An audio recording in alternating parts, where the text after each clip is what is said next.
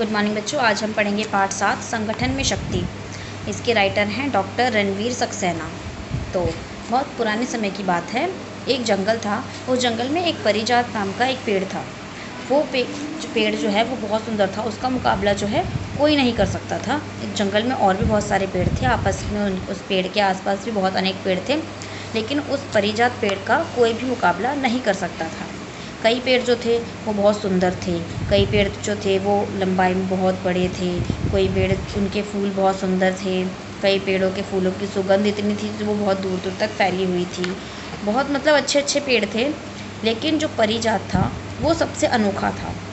रंग रूप सुगंध सुंदरता लंबाई चौड़ाई हर चीज़ में वो पेड़ जो है परिजात बहुत ही सबसे नंबर 1 था, सबसे आगे था।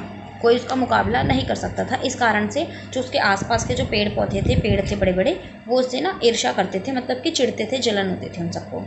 वो सब सोचते थे पेड़ ये तो परिजात इतना हर चीज़ में इतना अच्छा है, सब इसी के ऊपर ज़्यादा मतलब ध्यान देते हैं। जो भंवरे तितलियाँ वगैरह हैं, जब उसके परिजात में फूल आते थे तो सारे भंवरे तितलियाँ उसी के आसपास ज़्यादा मंडराते रहते थे। तो इस वजह से भी ना जब बाकी सारे पेड़ जो थे वो बहुत उससे ईर्ष्या करते थे, बहुत ज़्यादा जलते थे उस पेड़ से। तो जब भी मौसम आता था बसंत वगैरह का, तो मधुमक्खियाँ बहुत वहाँ पे मंडराती थीं। अपनी महारानी के लिए वहाँ से फूलों से, परिजात के फूल से रस लेकर जाती थी। तितलियाँ वहाँ अपनी सहेलियों के साथ झुंड बनाकर वहाँ पे घूमती थी, खेलती थी, कूदती थी। मधुमक्खियाँ वहाँ पे भिनभिनाती थी, भंवरे आते थे, पक्षी आते थे, तोते पपीहे वगैरह सारे जो है पक्षी पशु वगैरह सब जो है उस पेड़ के आसपास, परिजात के आसपास रहते थे, घूमते थे। तो ये देख के सब चिढ़ते रहते थे। तो काफ़ी समय की बात है, तो एक बार क्या हुआ, परिजात जो है अपने लंबाई चौड़ाई अपनी सुंदरता पे आपस में बात करने लग गए कि हाँ भाई कैसे, मैं तो इतना सुंदर हूँ, ये वो। तो ये सारी चीज़ें जो है आप ये एक बरगद का पेड़ था, बूढ़ा बरगद जो है वो ये सारी चीज़ें देख रहा था। तो वो बूढ़ा बरगद किसी को कुछ नहीं कहता था, क्योंकि उसको इतना ज़्यादा एक्सपीरियंस था। बहुत सारे पेड़ जो हैं आए गए, कट गए, बड़े हुए, फिर नए उगे, लेकिन वो बूढ़ा बरगद टस से मस नहीं हुआ। वो जहाँ था वो वहीं का वहीं है आज तक। तो वो ये सारी चीज़ें देख रहा था कि सारे पेड़ जो है आपस में क्या क्या बातें करते रहते हैं और क्या एक दूसरे की से ईर्ष्या करते हैं, वो सारी चीज़ें। लेकिन बूढ़ा बरगद किसी को कुछ नहीं कहता था। वो कहता था कि बोल के कोई फ़ायदा नहीं है, ये परिजात इतना, इस चीज़ से परिजात को बहुत घमंड हो गया था अपने अंदर कि मैं तो इतना अच्छा हूँ, सबसे ज़्यादा श्रेष्ठ हूँ। तो वो बहुत ज़्यादा घमंड करने लग गया था। तो इसलिए बूढ़े बरगद ने सोचा कि अभी बोल के कोई फ़ायदा नहीं है, क्योंकि अभी ये घमंड में चूर चूर है, अभी बोलूँगा तो अपना मुंह खराब करने वाली बात है। ऐसे तो कितने आंधी तूफान आए, ऐसे कितने परिजात के पेड़ जो हैं आप उस नदी के साथ, उस तूफान के साथ बह गए, और वहाँ बचा क्या, सिर्फ गड्ढा, सूखी मिट्टी, गीली मिट्टी। तो ऐसे तो बोल के कोई फ़ायदा नहीं है। तो वो चुप रहता है बरगद, चुपचाप देखता रहता है सारी चीज़ें। कुछ दिन बाद वहाँ से परिजात में से आवाज़ आती है, आपस में उस पेड़ में आपस में एक दूसरे पे लड़ाई कर रहे होते हैं वो पेड़। तो उस जो परिजात होता है अपने एक दूसरे से ही बोलते हैं कि हम श्रेष्ठ हैं, हम श्रेष्ठ हैं। उसकी पत्तियाँ बोलती हैं कि मैं सबसे ज़्यादा श्रेष्ठ हूँ। तना कहता है कि मैं सबसे ज़्यादा श्रेष्ठ हूँ, मेरी वजह से ही जो है तुम सब हरे भरे हो, और मैंने जो है इतनी सारी टहनियों का जो है भार अपने ऊपर उठा रखा है, जिस कारण से जो तो है तुम इतना लहरा रहे हो। तो वो कहती हैं टहनियाँ, ऐसा कुछ नहीं है, तुम इतने कोई सर्वश्रेष्ठ नहीं हो, तुम्हारी वजह से कोई इतना नाम नहीं है। मुझसे पूछो, मैं जो इतनी सारी हरी भरी पत्तियों का भार अपने ऊपर झेल रही हूँ, मेरा सबसे ज़्यादा महत्व तो मेरा है, मेरी वजह से जो है परिजात का नाम जो है इतना मशहूर है, मैं सबसे ज़्यादा सर्वश्रेष्ठ हूँ।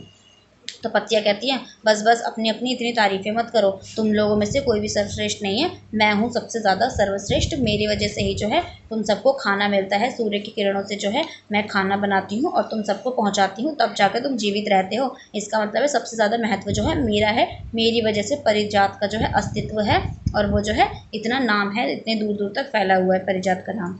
तो ये सारी बातें सुनते सुनते ना जड़ जो होती है, जड़ बहुत देर से सुन रही होती है। फिर फूल कहता है कि ना ऐसा कुछ नहीं है, तुम लोग जो इतना बन रहे हो अपने अपने अंदर कि मैं सर्वश्रेष्ठ हूँ, मैं, जबकि सबसे ज़्यादा जो है मेरी वजह से परिजात का नाम है। मैं जो इतनी अच्छी सुगंध देता हूँ, फूल हूँ मैं, इतनी अच्छी अच्छी खुशबुएं, भंवरे तितली वगैरह जो हैं वो मेरे ऊपर आते हैं, मेरे पास आते हैं, मेरी वजह से आते हैं। अगर मैं ना हूँ ना तो कोई ये भंवरे तितली वगैरह कोई भी ना आए आसपास तुम्हारे, और जो इतनी सुगंध दूर दूर तक फैली हुई है ना वो भी ना फैली हुई, ये सब कुछ मेरी वजह से है, इतना नाम मेरी वजह से है।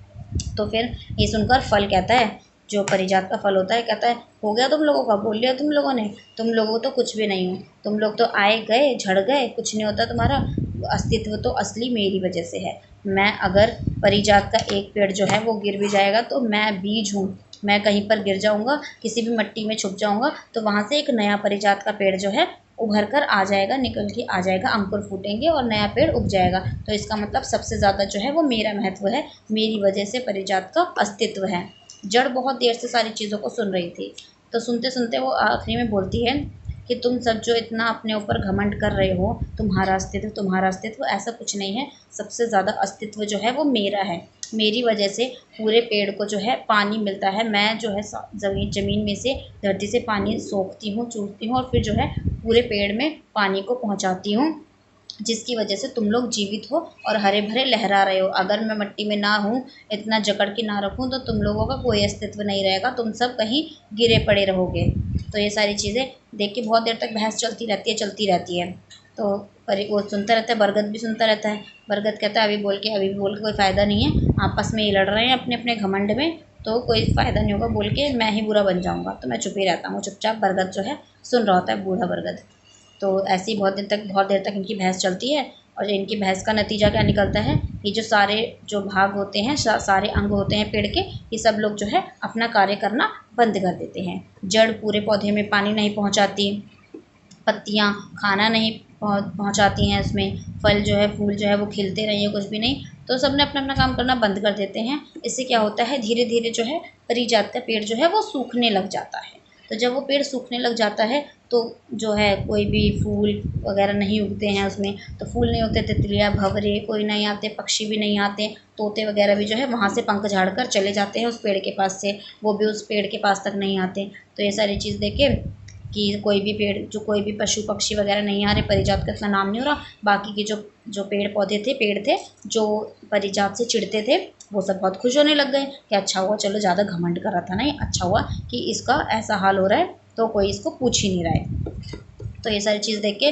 फिर बूढ़ा बरगद ये देखता है कि हाँ अभी इसका मरने का समय आ गया है, लेकिन अब बोलना उचित है, अब बोलना सही रहेगा। तो बूढ़ा बरगद कहता है कि सुनो परिजात, तो वो कहता है, वो परिजात कहता है हाँ दादाजी बोलो।